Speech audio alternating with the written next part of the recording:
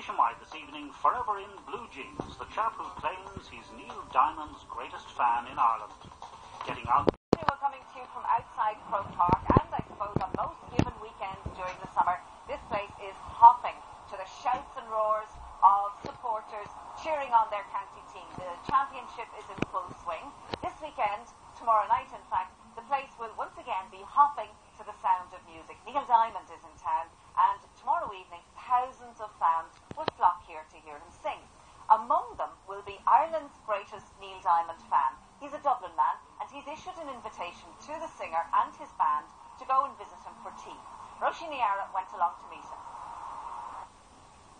I was told he lived in Cabra, on Dublin's north side. Do you know where the Neil Diamond fan is? No. No, I do. Yes. Where is it? Just up here. Well, I'm New York City born and raised. I should have guessed. 56-year-old retired grandfather who says he's Neil Diamond's greatest fan lives in a house called Diamondville. Fine, but it ain't home. New York. It's definitely at the right place.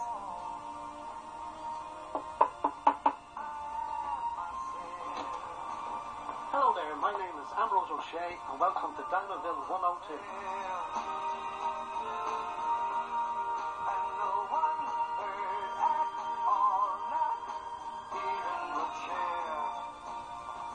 And this is the parlour. This is where I spend most of my time.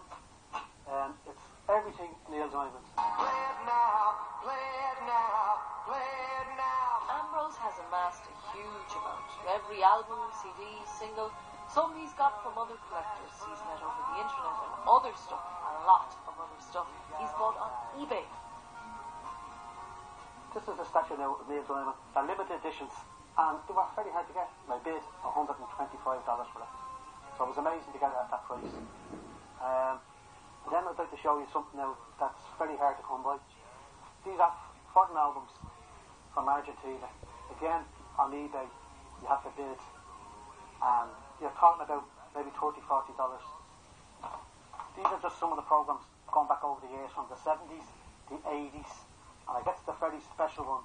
This is so special to me because Linda Press, Neil Diamond's backing singer, brought her out to me backstage in 1989 from Neil Diamond in the Pint. Oh, that was great to get that. This is Neil Diamond's program for 1970. Would that be valuable now? I'd say it's worth a good few pounds, yeah, for a collector. Yeah. If I went on eBay now tomorrow, I might make money. Would you sell it? No. I don't sell anything Neil Diamond. Once it comes into his collection, it stays in the collection. And spring became the summer. The gold disc bought on eBay is one of his prized possessions, but his proudest is a photo taken with his idol. They say you should never meet your idol, and I didn't know what to expect. But he was very warm, very understanding, great.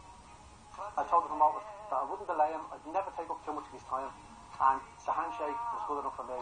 But to get the actual photograph and put his arm around, fantastic. Of course, a true fan would just have to call his daughter She's named after Sweetheart. Named after Sweetheart Lane. Well, Caroline, what do you make of all of this?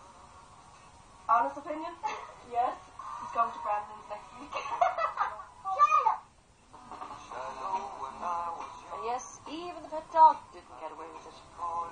I named him Shiloh, and it's after one of Neil Diamond's favourite songs.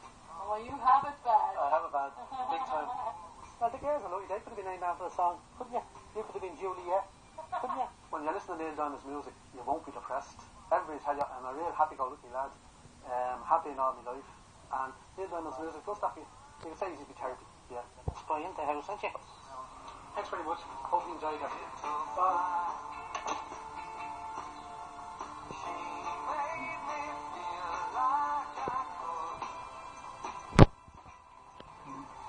Well, I'm not sure if Neil and his band will take Ambrose up on his invitation, but one thing's for sure, they'll all have a great time at the concert tomorrow night, and fingers crossed that the weather keeps fine for them. Now, our next story comes